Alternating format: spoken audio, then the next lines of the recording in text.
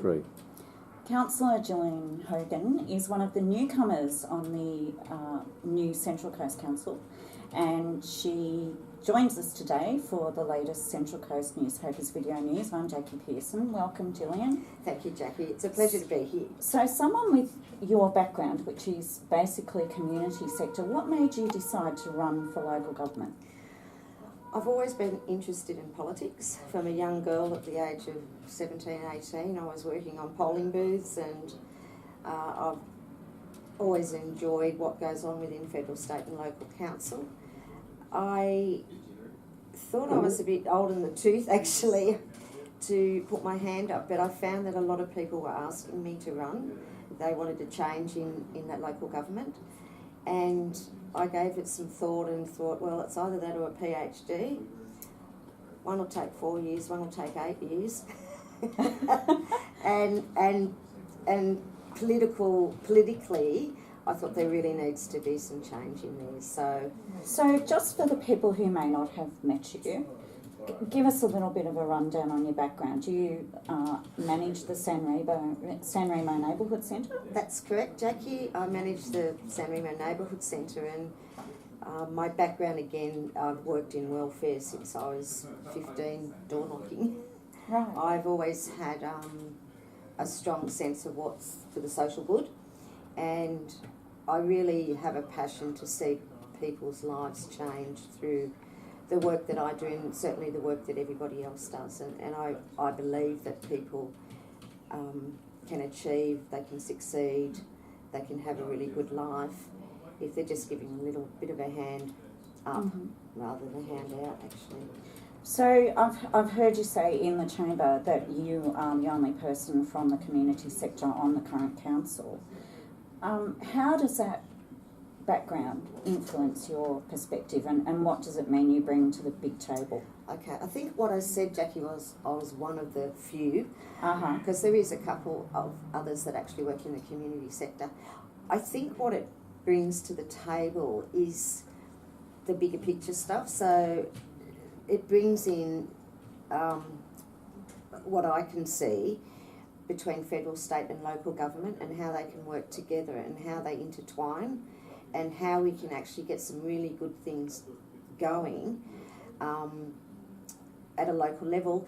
But also what one government does actually impacts on the other, and it's not in the three silos at all. So an example of that, when federal government changes their laws around New Start parenting payments, that actually impacts on our families, which then impacts on us as frontline workers, because they don't have the income to support their families that they otherwise would. And so housing becomes a strain, it becomes a strain to feed their families, all sorts of things it impacts on. And so I think as council, historically has been roads, rates and rubbish, and I do see a lot of that, and that's really important as well, and that's where our rates go. But I think that we have an integral part to play in changing what's going on socially across the coast. We've recently done a fair bit on homelessness, and the increase in the number of people who are at risk of becoming homeless. Have you seen social change in your time in the community sector that's been, I suppose, negative social change? Absolutely, Jackie. I only have one way of expressing it, and it's not for a video. But as a community centre, we were funded in the very beginnings in the late 80s to actually deliver social programs that connected people. So that's why you'll see some of them do yoga and bowling, and it was a social place for people to meet. And you still see a lot of that in rural areas.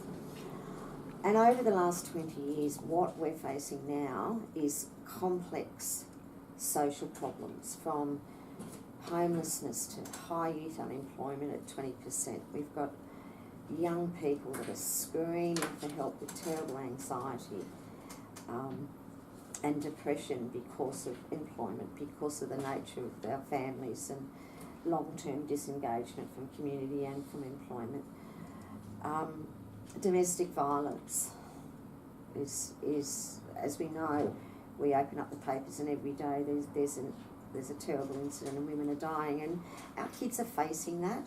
Mm-hmm. And I think that we forget that the young people are confronted with DV poverty every single day of their life, and certainly 20 years ago, no, we didn't have the number of people that we see at the neighbourhood centre. So I asked Senator Doug Cameron, how we got there, how as a first world country we got to the point where people were sleeping right in our parks and public reserves. And he said the social contract that used to exist between government and community has been broken. How do you answer the question of how we got there? Why has there been this escalation? I think the escalation is about the standard of living has risen so high. Food's expensive, rents are expensive. The expectation of all families to be out working, to double income, you know, no kids, they used to call it, dinks.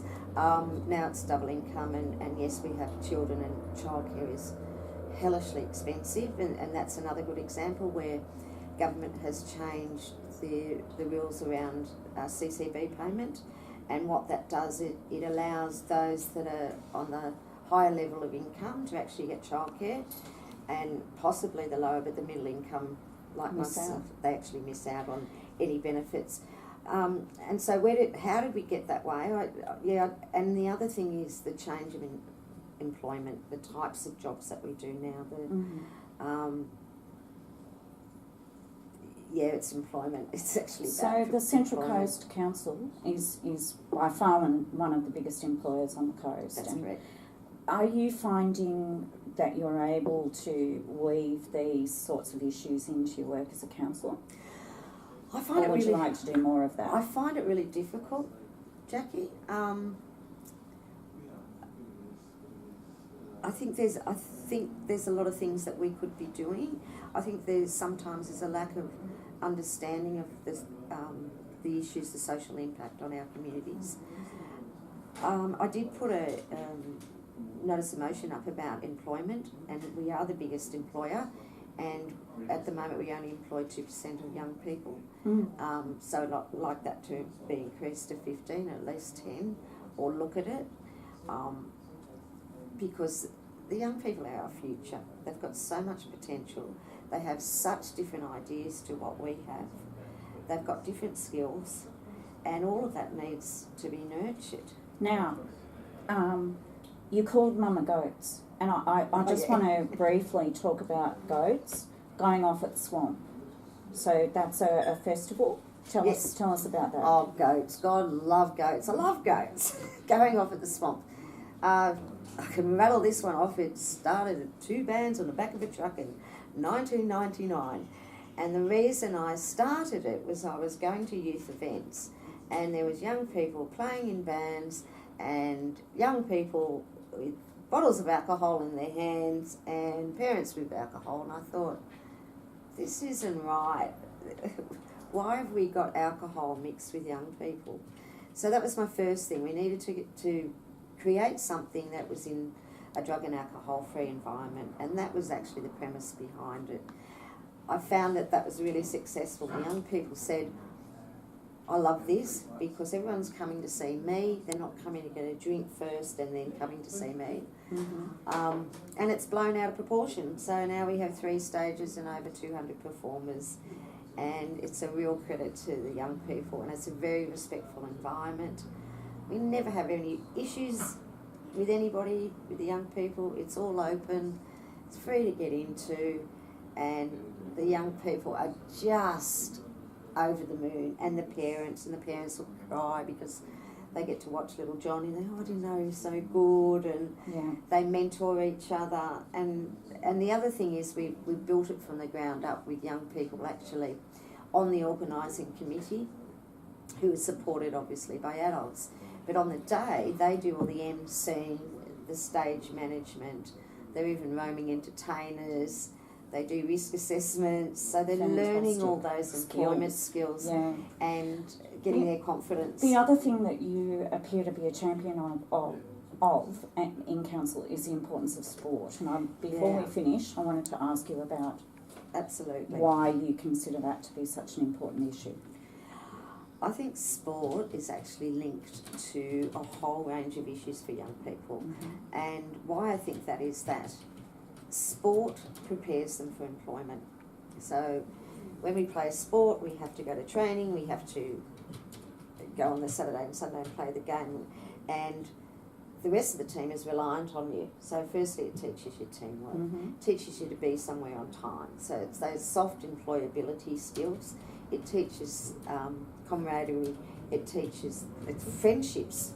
You know, friendships are wonderful just for the... Teaches you how to lose. Yes, yeah, that's true. That's true, Jackie. As well as win. Yeah, it does teach you how to lose and win. It's social for the parents, it's social for the young people, and it gives them a purpose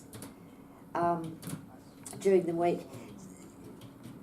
I mean, on the flip side of that, obviously it's good for your health and well-being. Yes. But for me, this stuff is about connecting people. I feel really strongly about people being connected. So, now, I'm going to pause you there. We're going to do a second interview with Councillor Hogan very soon, but thank you for joining us. We'll leave part one there and come back with some very interesting discussions about how the new Central Coast Council is actually going. Thank you for joining us. You're welcome, Jackie.